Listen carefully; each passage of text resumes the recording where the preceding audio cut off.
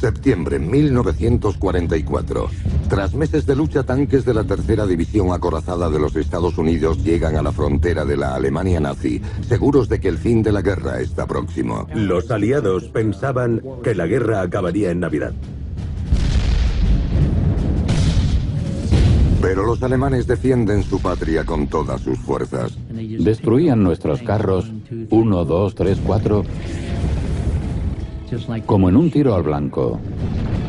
Contra un adversario ya curtido, los americanos se dan cuenta enseguida de que la invasión de Alemania será larga y costosa. El ejército intentaba impedir la entrada del enemigo en la madre patria. Mientras ambos bandos despliegan su más reciente arsenal en la batalla por Alemania.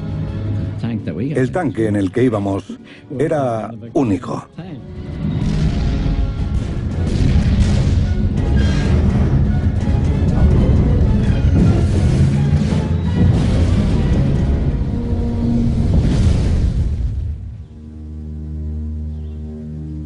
Oeste de Alemania, cerca de la frontera con Bélgica. Los últimos meses de la Segunda Guerra Mundial fueron testigos de intensas batallas en las que las fuerzas aliadas se adentraban en Alemania en un sangriento caminar.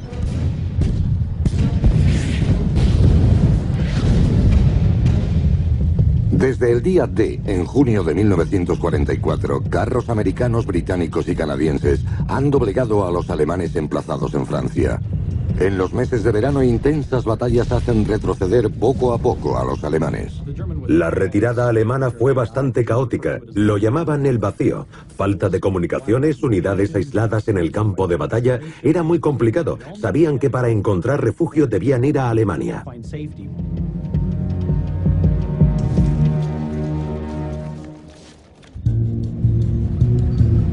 Y en septiembre, los aliados se acercan a la frontera alemana. La punta de lanza del ataque será la tercera división acorazada estadounidense. Su primer obstáculo son unas fortificaciones defensivas conocidas como Muro del Oeste o Línea Sigfrido, que los alemanes construyeron por toda la frontera. La línea Sigfrido era parecida a la línea Maginot de los franceses. Una serie de búnkeres, un montón de fortificaciones que convertían zonas seguras en áreas de guerra. Aunque el despliegue es impresionante, con cientos de kilómetros de barreras anticarro conocidas como Dientes del Dragón, exploradores de vanguardia de la tercera división acorazada encuentran puntos débiles y descubren una manera muy sencilla de cruzar las defensas alemanas. Sacaron las excavadoras y cubrieron toda la línea Sigfrido para que otros carros, camiones y demás pasaran por encima, pudiendo así enviar más materiales y hombres hacia Alemania. Mi tanque iba detrás de otros 8. No había fuego enemigo, así que saqué el periscopio y eché un vistazo alrededor. Vi los dientes del dragón. Sabía que íbamos hacia ellos.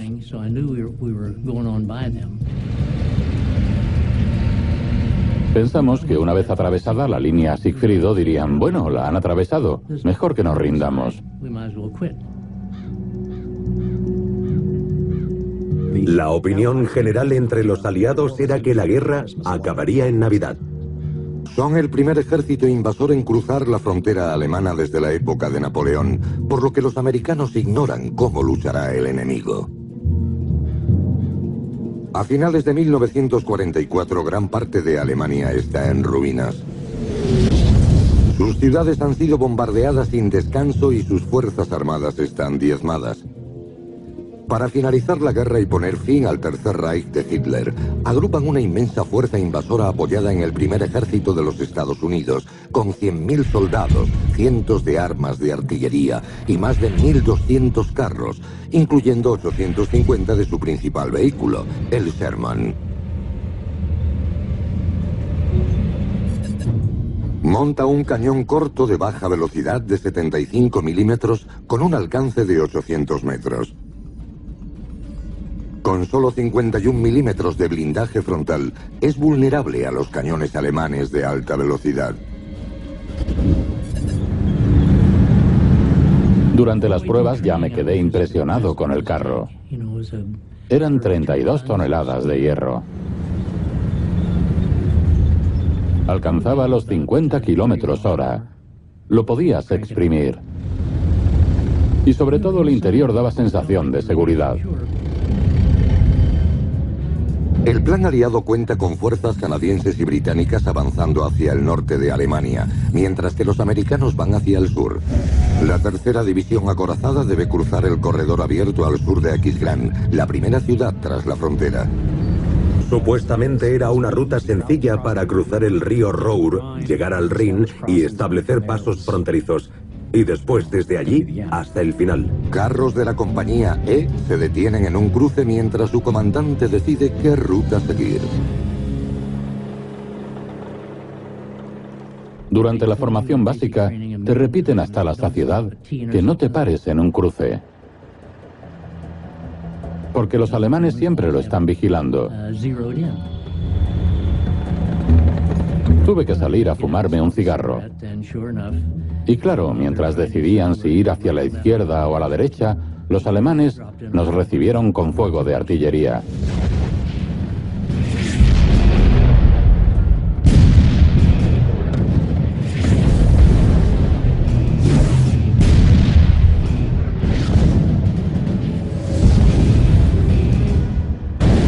Mi comandante me gritó que volviera al carro, así que fui a toda prisa. Durante un momento entramos en pánico. Pensábamos, ¿pero dónde están?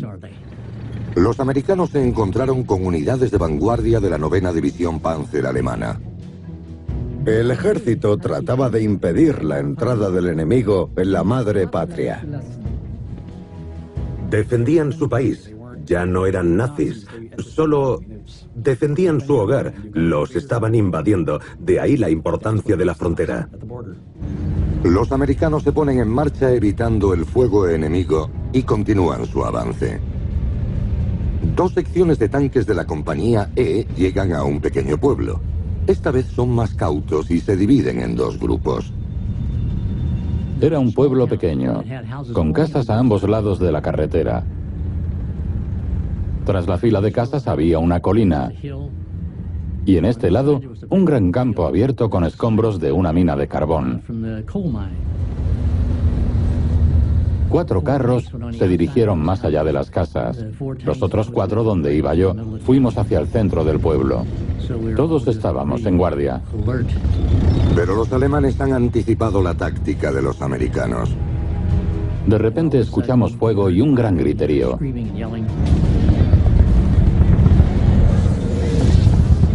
Los alemanes tenían armas anticarro entre los escombros.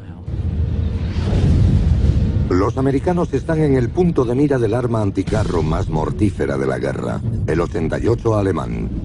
El cañón de 88 milímetros disparaba proyectiles perforadores que podían penetrar 100 milímetros de acero a una distancia de 1500 metros, suficiente para dar cuenta del blindaje frontal de un Sherman. Todos hablaban del 88 alemán. La velocidad de salida era altísima, por lo que la trayectoria que seguía era casi recta. Iban aniquilando nuestros carros, 1, 2, 3, 4, como si fuera tiro al blanco. Paramos nuestro carro tras una casa para escondernos. Y luego nos dijeron, salid del pueblo, así que nos dimos la vuelta y nos fuimos. La mitad de los carros de la compañía E son inutilizados en cuestión de minutos. El avance de la tercera división acorazada se ralentiza. La batalla en la frontera oeste de Alemania está siendo costosa para los americanos. Al principio de la incursión en Alemania, la tercera división acorazada cuenta con 400 tanques, pero la resistencia enemiga les deja con menos de 100 operativos. Y todavía les quedan 650 kilómetros para llegar a Berlín. Octubre de 1944. Tras la llegada de nuevos refuerzos americanos, la tercera división acorazada se prepara para continuar su asalto a Alemania. Pero la lucha en la frontera ha retrasado su avance y permite a los alemanes incrementar sus defensas. La primera ciudad alemana que planean tomar los aliados es Aquisgrán. ¿A los aliados les interesaba la zona de Aquisgrán? Porque se consideraba una ruta boscosa y abrupta del oeste de Alemania. Si los aliados se hacían con ella, podrían canalizar sus recursos con relativa facilidad hacia el área del Rin y el centro de Alemania. Casi toda la población civil ha sido evacuada y los alemanes han creado posiciones fortificadas por toda la ciudad, así como en los caminos circundantes.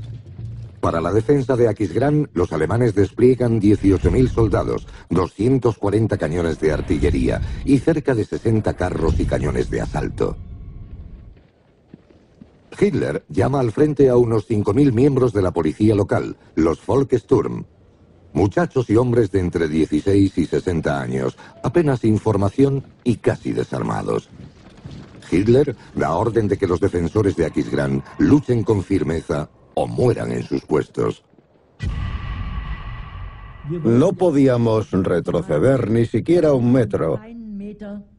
Teníamos que mantener nuestras posiciones, porque si no lo hacíamos, nos matarían. Por eso soportamos lo que se nos venía encima.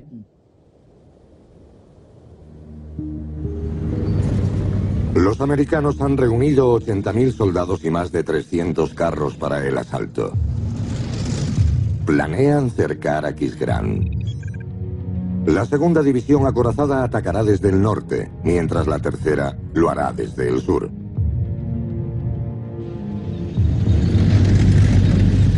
Los Sherman del 33 Regimiento de la tercera división acorazada tienen orden de avanzar hacia Aquisgrán. Pero primero han de dar cuenta de los curtidos soldados de la 116 División Panzer.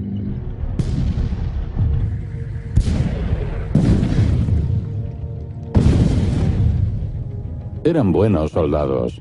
Algunos llevaban años luchando contra los rusos. Y ahora les traían de ese frente para colocarlos en este. Lucharon hasta el final para tratar de expulsarnos.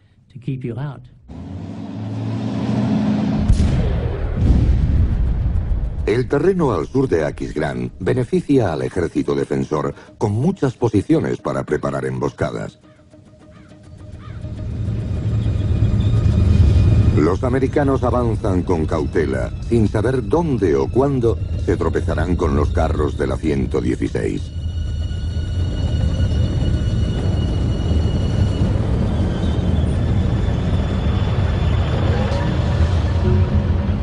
El Panzer IV es el tanque más habitual del arsenal alemán.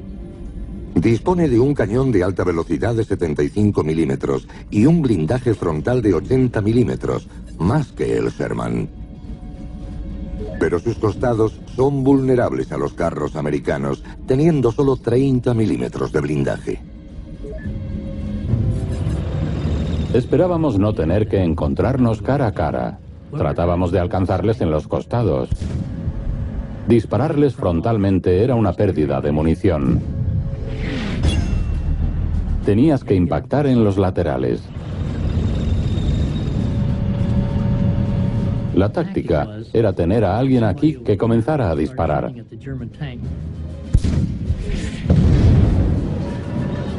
Si quería contraatacar, tendría que maniobrar para protegerse.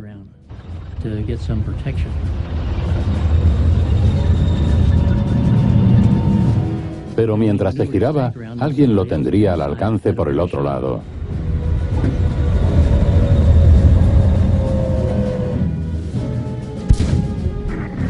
El disparo no alcanza al Panzer IV. Un Sherman se aproxima de frente y los alemanes se disponen a aprovechar la oportunidad. De pronto un teniente, el teniente Bear, le dijo a mi comandante que saliera, que él tomaba el control del tanque.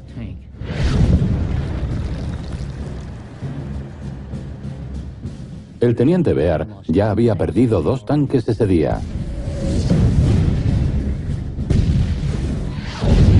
Se metió en el mío y se quedó quieto un minuto. Le miramos. Se le veía muy cansado. Pero de pronto uno de nuestros sargentos nos gritó por la radio: «Teniente, cúbrase, les están disparando».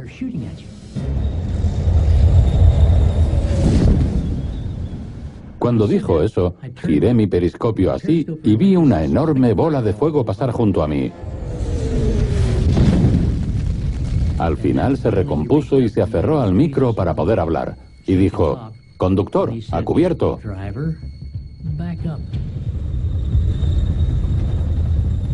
Vi al conductor dar marcha atrás a toda máquina. Y tan pronto como dijo eso, ¡bang! Un proyectil atravesó al artillero y al comandante, matándolos en el acto.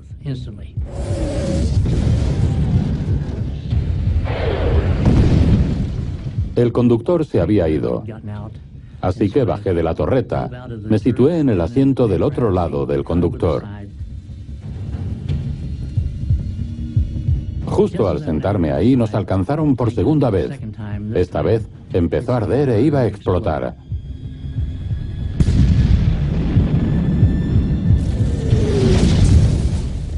De los 10 carros de que disponíamos, acabamos solo con 4.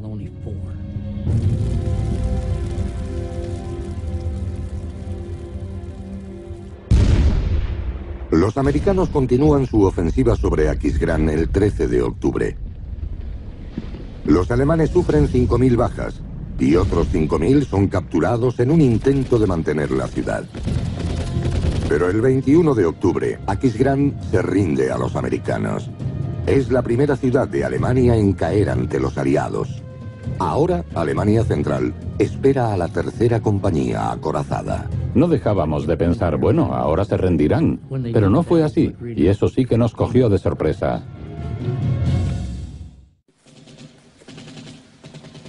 En noviembre, los soldados americanos se enfrentan a uno de sus peores combates, en el bosque Hurten, al sureste de Aquisgrán. Están cansados tras meses de lucha y la invasión de Alemania se retrasa. Con el frente en punto muerto, la tercera división acorazada aprovecha el tiempo para reparar carros dañados y preparar la siguiente fase de la guerra. Pero son los alemanes, el 16 de diciembre de 1944, los que lanzan una gran ofensiva tomando a los aliados por sorpresa. La batalla de las Ardenas.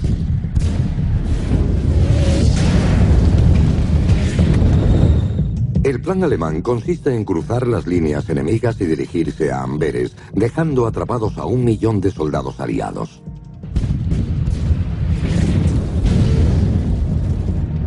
Pero tras 6 semanas de cruenta lucha, la ofensiva germana se detiene gracias a los refuerzos aliados. La apuesta de Hitler le sale cara, perdiendo en el camino cientos de los tan necesarios Panzer. Después de que la ofensiva de las Ardenas hubiera ampliado la capacidad operativa de los alemanes en el frente oeste, los que quedaron prefirieron ponerse a la defensiva y oponerse a iniciar nuevos ataques. Con los alemanes retirándose en el oeste, la Unión Soviética lanza su propia ofensiva en el frente oriental. El Ejército Rojo arrasa las líneas alemanas en el Báltico, este de Prusia y Polonia. A primeros de febrero, los tanques soviéticos están a 80 kilómetros de Berlín.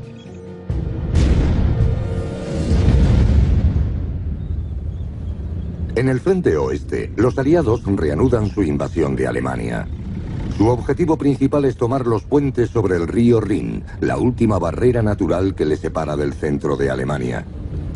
Carros del primer ejército canadiense avanzan sobre lo que es conocido como la brecha de Hotwall y toman puentes claves del Rin cercanos a la ciudad alemana de Xanten. Pero al adentrarse los canadienses en Alemania, se encuentran con una resistencia feroz. Deben tener en cuenta que eran alemanes. Su medio de vida dependía de evitar que los aliados tomaran los puentes. Si lo hacían, en poco tiempo habrían rodeado el Ruhr, acabando con su sustento. De ahí que fueran capaces de contener un ejército 5 veces mayor durante 31 días. Tras semanas de intensos combates, los canadienses doblegan la resistencia alemana y su ejército alcanza por fin el Rin. Cuando lo atraviesan y se adentran en territorio alemán, ven los efectos de la guerra en la población civil. Nos aproximábamos a un pueblo pequeño. Se llamaba Weisel. Antes de que llegáramos nosotros, los británicos o los Typhoon canadienses habían bombardeado la ciudad.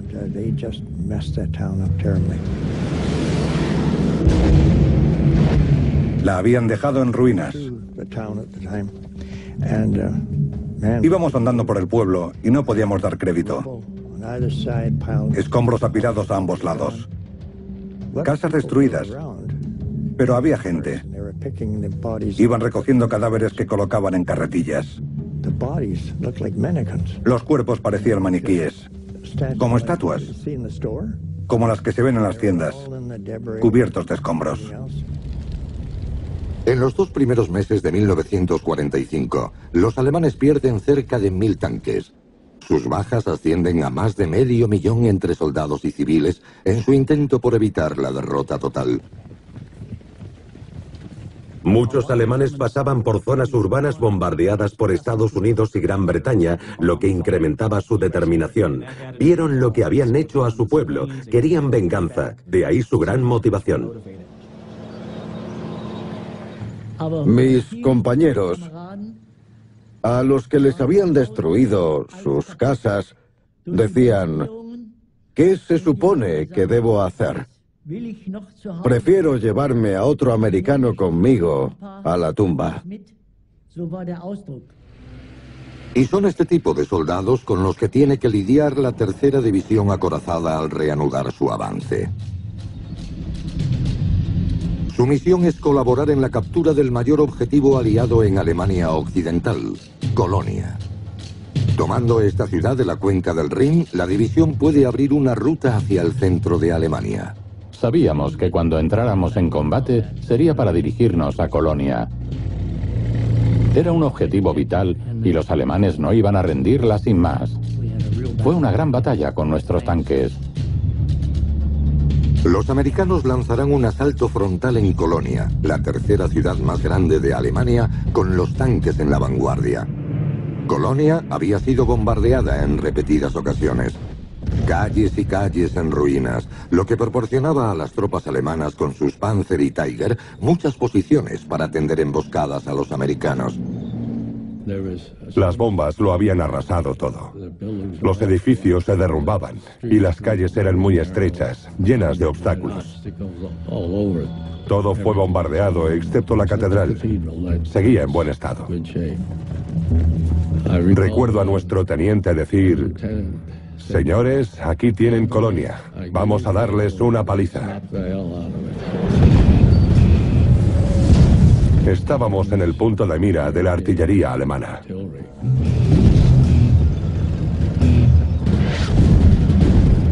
Al principio pensé que nos bombardeaban, con explosiones por todas partes.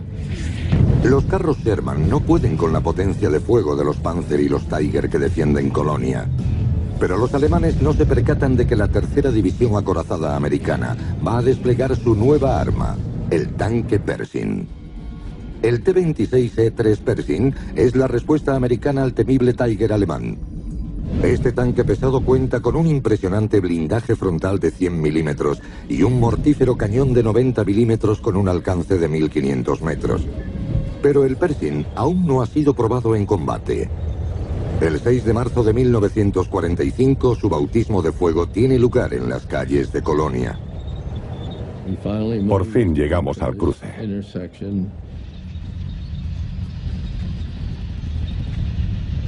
Un carro alemán venía por mi izquierda.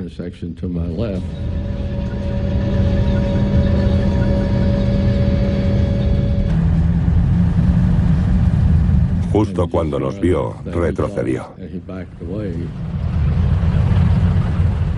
Disparé proyectiles perforadores al edificio. Pensé que igual podía tener suerte.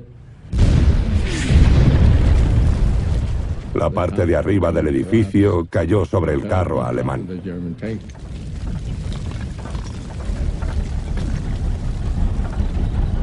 No podían maniobrar el cañón, ni rotar la torreta. Había tantos escombros que optaron por abandonar el carro y fueron capturados. Los americanos continúan el avance hacia el centro de la ciudad. Seguían por las torres de la Catedral de San Pedro que asoman sobre Colonia. Podías verlas desde lejos. Podías ver las espirales de la cima de la catedral. Al acercarse, un mortífero tanque enemigo se interpone en su camino. El Panther lleva un cañón de alta velocidad de 75 milímetros capaz de destruir enemigos a 1 kilómetro de distancia. Tiene un blindaje frontal de 80 milímetros, pero su inclinación le ofrece un blindaje efectivo de 145 milímetros. Nos dirigimos a la catedral. Cuando nos acercábamos, nos dimos cuenta de que el carro alemán había disparado desde la plaza frente a la catedral, aniquilando a uno de nuestros carros.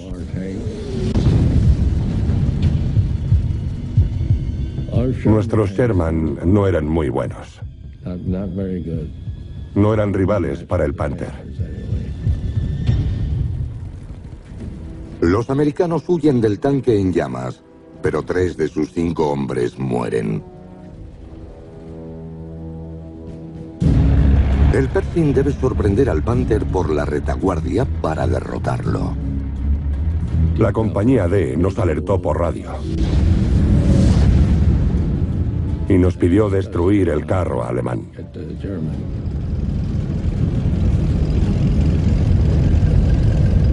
Su cañón, en principio, les apuntaba a ellos y no a nosotros.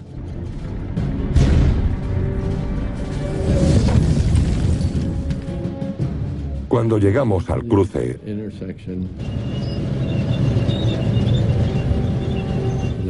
mi conductor giró el periscopio hacia el carro alemán. Cuando llegó a la intersección, vio como su cañón no recibía.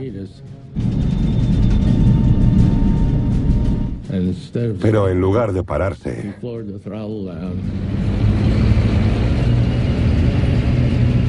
aceleró al máximo para lograr escapar del cruce.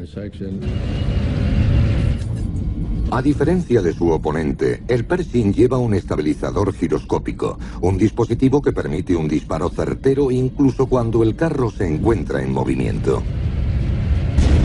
Disparé tan pronto como pude. Y le alcancé. Y volví a disparar. Y otra vez, para asegurarme de que no lo hiciera él.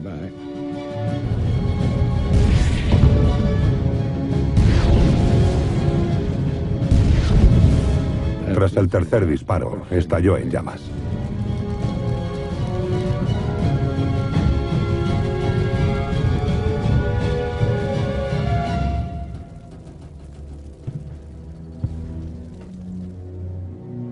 El Panther ardió durante 2 días.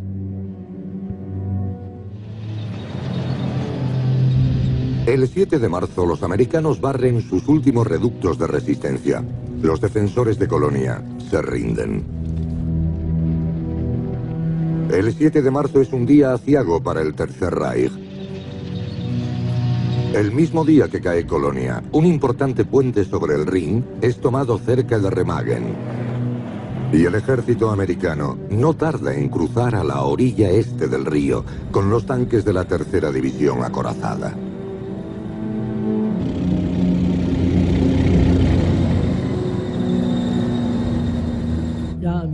Cuando la batalla llegó al puente de Remagen, pensamos, es el fin. La Tercera División acorazada está ahora a menos de 600 kilómetros de Berlín. Pero entre ellos y la capital germana se encuentra el Valle del Ruhr, el corazón industrial alemán, con casi 500.000 de soldados nazis dispuestos a proteger su país a toda costa. 23 de marzo de 1945. Los aliados lanzan su ofensiva sobre la región del Ruhr. El ataque será el clásico movimiento de pinza, con los hombres de la 9ª Compañía Americana atacando desde el norte y los de la 1ª por el sur. Si tienen éxito, aislarán a más de 350.000 soldados alemanes del Grupo B. Los alemanes están liderados por uno de los mejores comandantes defensivos de la guerra, el mariscal de campo Walter Model. Para derrotarlo, los americanos deben inutilizar sus Panzer, por lo que la 3ª División Acorazada recibe la orden de dirigirse a la ciudad de Paderborn. Paderborn era una plaza importante, muy importante para nosotros.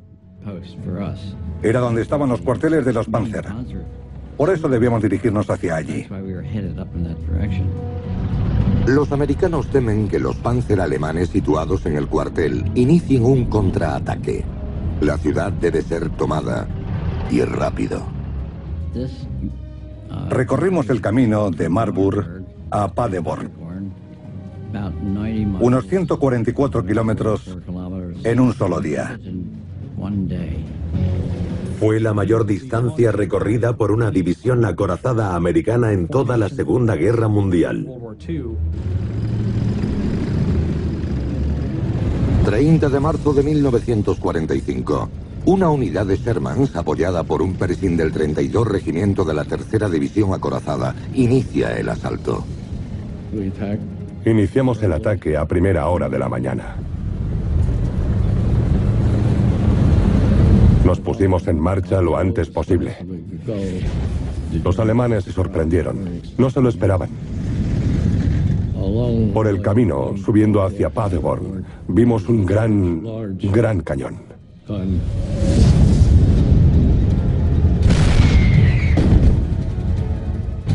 Situado a nuestra derecha.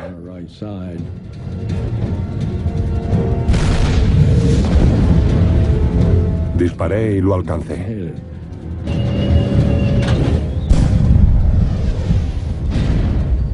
Volvimos a ponernos en camino lo antes posible.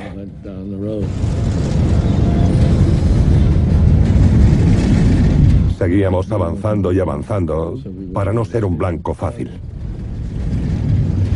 Por la rapidez en llegar a Paderborn, los carros americanos evitan un grupo de poderosos carros Panzer que comienza a contraatacar. Había muchas unidades preparadas que se dirigieron al combate desde Paderborn y podían colocarse tras las puntas de lanza, creando confusión. Mi comandante me cogió del hombro y dijo: «Un tanque». Oía el sonido de un Panther V alemán detrás de nosotros. Metí el proyectil en la cámara. Giré la torreta como pude y disparé un proyectil explosivo. Y luego uno perforador. Volví a apretar el gatillo. Y le di en la parte central. Justo donde el blindaje es más duro. Y la perforó. La atravesó, dejándolo inutilizado.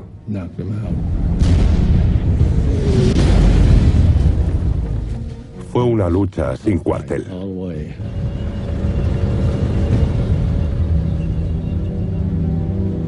De todos los carros, y contábamos con 15, solo 2 lo logramos.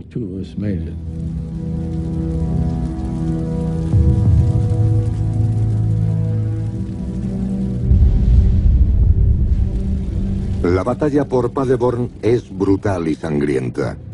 Pero tras 3 días de lucha, los americanos derrotan al enemigo, que se rinde el 1 de abril. Ese día las fuerzas americanas completan el cerco a la región del Ruhr, sellando el destino del ejército del Grupo B. El comandante del ejército derrotado, el mariscal de campo Walter Model, se suicida antes de aceptar la rendición. La captura de la región industrial del Ruhr, en Alemania Occidental, había destrozado lo que quedaba de la capacidad alemana para fabricar aviones, carros, su capacidad de continuar en la guerra. Los días del Tercer Reich están contados. La artillería soviética comienza a bombardear Berlín el 20 de abril, el cumpleaños de Adolf Hitler.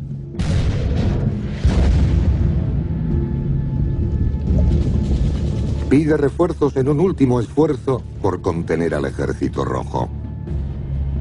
Con sus recursos divididos en el frente este, a los alemanes les resultaba complicado competir en igualdad con los americanos o los británicos. Mientras avanza hacia el este, acercándose a Berlín, la tercera división acorazada encuentra oposición en pueblos pequeños y en ciudades, pero la mayoría de los soldados se rinden al ver a los tanques americanos. El próximo objetivo es Dessau, la última gran ciudad que protege el camino a Berlín. Se encuentra a solo 130 kilómetros de la capital germana y está defendida por algunos de los hombres más fanáticos de Hitler. 21 de abril de 1945. Tropas y tanques de la tercera división acorazada se preparan para el asalto a Dessau. Cuando nos pusimos en marcha, todos los carros iban con nosotros. Nunca los había visto a todos juntos. Nuestro regimiento 32 estaba en el noreste, donde se veían los últimos vestigios de la batalla. Aunque Dessau está en ruinas, la guarnición alemana ha sido reforzada con el carro más potente de Hitler. El King Tiger es el mayor carro fabricado por los alemanes. También llamado el Royal Tiger, pesa 70 toneladas y tiene un blindaje frontal de 150 milímetros. Su cañón de alta velocidad de 88 milímetros mide más de 6 metros de largo. Hitler cree que el King Tiger puede superar a cualquier carro aliado y cambiar las tornas de la guerra.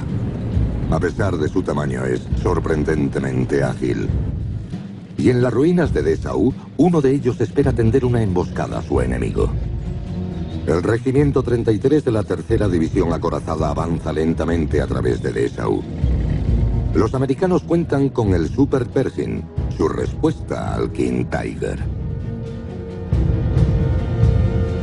El Super Pershing fue sin duda el siguiente paso en la evolución de los acorazados americanos. Solo uno de los Super Pershing fue utilizado en combate durante la Segunda Guerra Mundial. El Super Pershing es una versión mejorada del tanque Pershing.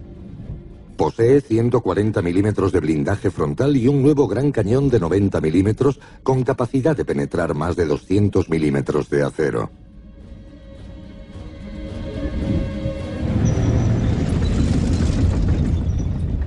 El carro en el que íbamos era único.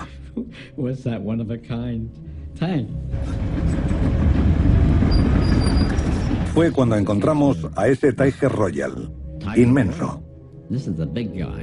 Uno de los pocos que vi al final de la guerra. Estaba esperándonos.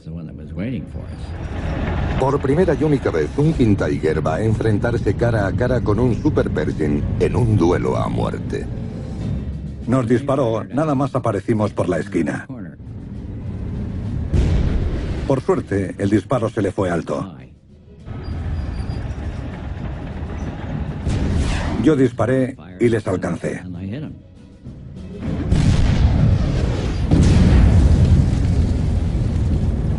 Parecía un impacto crítico.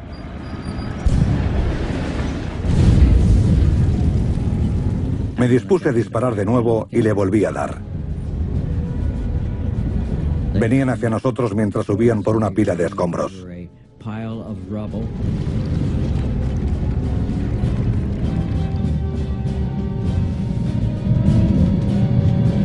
Vi cómo la parte inferior del carro estaba al descubierto.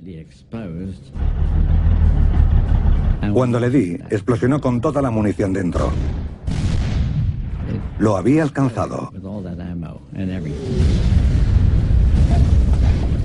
Joe, mi comandante, estaba atónito. Me dijo: buen disparo, chaval. Lo has conseguido.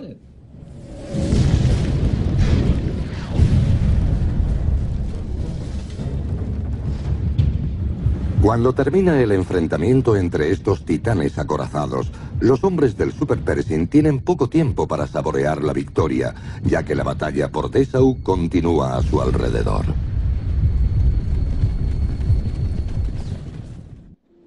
En los últimos días de la Segunda Guerra Mundial, los americanos controlan la mayor parte de la ciudad de Dessau. Pero los defensores alemanes todavía resisten, conocedores de que si la ciudad cae, se abrirá el camino a Berlín. Nos habíamos adentrado en Alemania. Ya sobrepasamos el Rin. Seguro que se rendían. Pero no, se luchó hasta el final. Con la batalla en las calles, los tanques de la tercera división acorazada apoyan a la infantería limpiando los últimos focos de resistencia. Continuábamos. No era el fin de la guerra. Todavía estábamos en Dessau y debíamos finalizar la captura de la ciudad.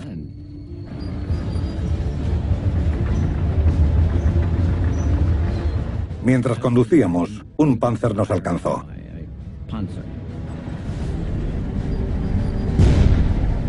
El impacto fue serio.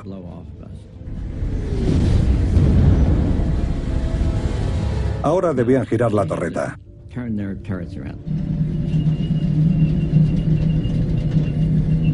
No tenían giro mecánico como el nuestro, por lo que les costaba tiempo.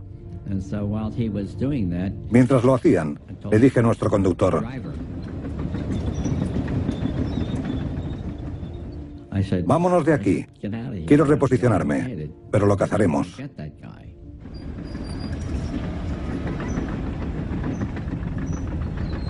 Había una fábrica grande cerca.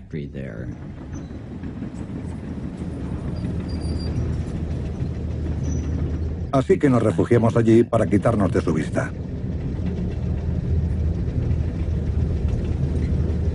Estábamos dentro del edificio.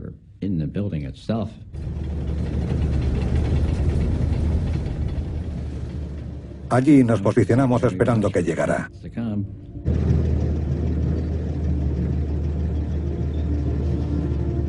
Y entonces disparé.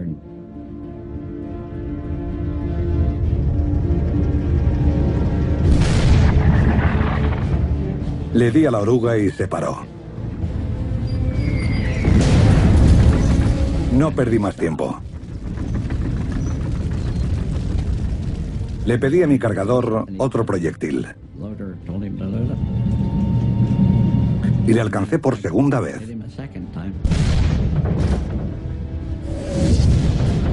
Y lo destruí.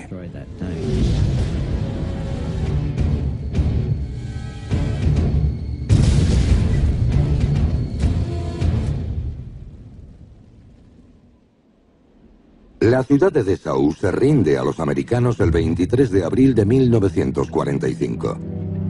7 días después de que los americanos tomen Dessau, Adolf Hitler se suicida. Al día siguiente, los rusos toman Berlín. El 8 de mayo de 1945, la guerra en Europa acaba con la rendición incondicional de Alemania.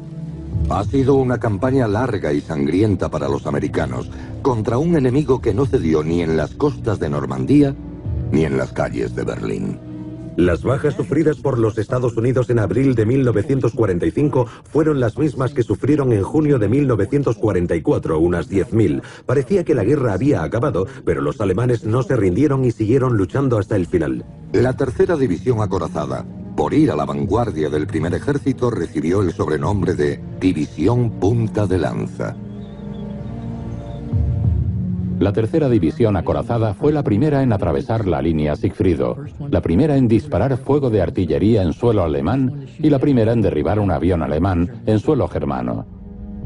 Nos ganamos a pulso ese sobrenombre, Punta de Lanza. Y ser punta de lanza tiene un precio. La tercera división acorazada perdió más de 600 tanques. sufrió 2.500 bajas y 10.000 heridos. Más carros y más hombres que cualquier otra división acorazada de la Segunda Guerra Mundial. Perdí a mi cargador y buen amigo. Y a otros compañeros. Me dije, tienes que crecer. Era un muchacho de 18 años y me convertí en hombre en muy poco tiempo.